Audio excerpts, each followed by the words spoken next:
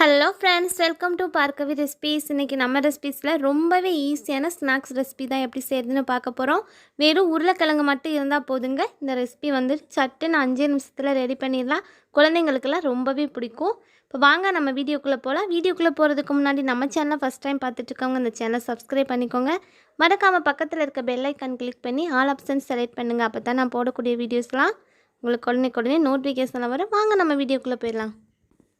3 உருளைக்கிழங்கு எடுத்து இந்த மாதிரி நான் வந்து வேக வச்சுருக்கேன். ரொம்ப வேக வச்சிடக்கூடாது, லைட்டாக வந்து தான் வேக வைக்கணும். அதை வந்து நம்ம இப்போ கட்டரில் கொடுத்து நல்லா துருவி எடுத்துக்கலாம். நல்லா வேக வச்சிட்டிங்கன்னா உங்களுக்கு நல்லா பூ மாதிரி துருவ வராது. அதனால் லைட்டாக மட்டும் வேக வைங்க, ஒரு கொதி மட்டும். இப்போ பாருங்கள், நான் இந்த மாதிரி பூ மாதிரி துருவி எடுத்துருக்கேன். அதை இப்போ நம்ம ஒரு கிண்ணத்தில் சேர்த்துடலாம்.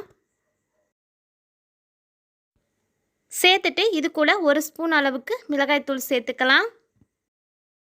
தேவையான அளவு உப்பு சேர்த்துக்கலாம். 1/4 டீஸ்பூன் அளவு மஞ்சள் தூள் சேர்த்துக்கலாம். 1 ஸ்பூன் அளவு மிளகுத்தூள் சேர்த்துக்கலாம். சேர்த்துட்டு நல்லா பிசைஞ்சு எடுத்துக்கலாம். காரம் வந்து உங்கள் விருப்பத்துக்கு தக்கன கூட்டியோ குறைச்சோ நீங்கள் சேர்த்துக்கோங்க. இந்த அளவே வந்து இதுக்கு கரெக்டாக இருக்கும். நான் தண்ணியே சேர்க்கலை, அந்த கிழங்குல இருக்கக்கூடிய ஈரப்பதத்தில் தான் நான் வந்து பிசைஞ்சு எடுத்துக்கிறேன். உங்களுக்கு ஒரு மாதிரி பிசு பிசுப்பாக இருக்குது அப்படின்ற மாதிரி ஃபீல் பண்ணிங்க அப்படின்னா 1 ஸ்பூன் மட்டும் கார்ன்ஃப்ளவர் மாவு சேர்த்துக்கோங்க. நான் வந்து இந்த அளவுக்கு பிசைஞ்சு எடுத்துக்கிட்டேன். இதை வந்து உங்களுக்கு எந்த ஷேப் வேணுமோ அந்த ஷேப்பில் வந்து நீங்கள் உருட்டிக்கலாம். நான் வந்து ரவுண்ட் ஷேப்பில் உருட்டி எடுத்துக்கிறேன்.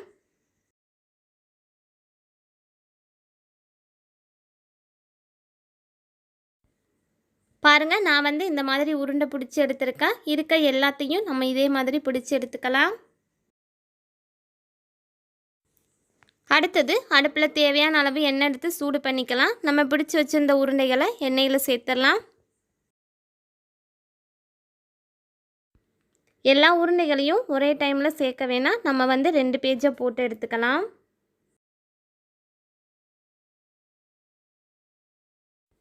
நான் வந்து ஒரு பேஜ் போட்டிருக்கேன். போட்ட உடனே நம்ம வந்து திருப்பி விடக்கூடாது. ஒரு செகண்ட் விட்டுட்டு அதுக்கப்புறம் நம்ம வந்து திருப்பி விட்டுக்கலாம்.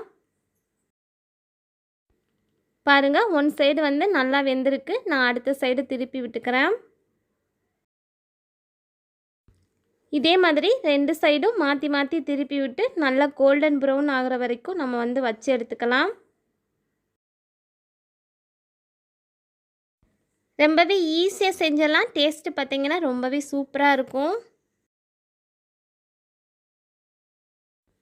இப்போ பாருங்கள், 2 சைடு நல்லா வெந்துருச்சு. நமக்கு இந்த ஸ்டேஜ் போது நம்ம எடுத்துக்கலாம்.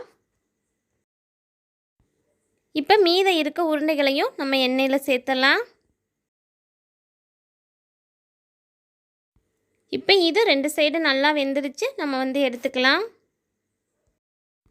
இப்போ பாருங்கள், எல்லா உருண்டைகளையும் பொரிச்சு எடுத்தாச்சு. இந்த வீடியோ உங்களுக்கு பிடிச்சிருந்தால் லைக் பண்ணிடுங்க. நம்ம சேனலை மறக்காமல் சப்ஸ்கிரைப் பண்ணி பக்கத்தில் இருக்க பெல் ஐக்கான் கிளிக் பண்ணிக்கோங்க.